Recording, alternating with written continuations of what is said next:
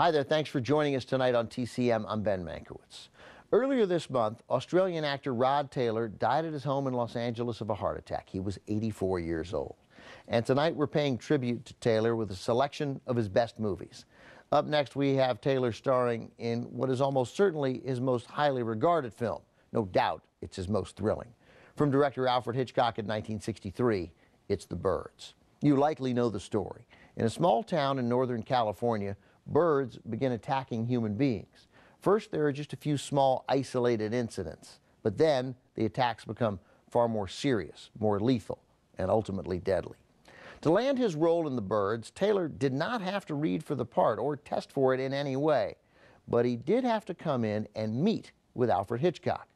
Taylor later said the call from Hitchcock came from out of the blue. Taylor met with the director, describing himself as a brash young brat.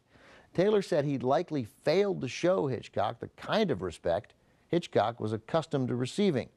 However, it appears Hitchcock didn't care, or more likely, he was looking for that kind of arrogance from the character.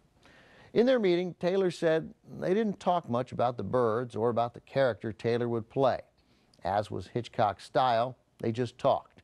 In the end, as we know, Taylor got the part, playing alongside newcomer Tippi Hedren, with whom Taylor had a lifelong friendship.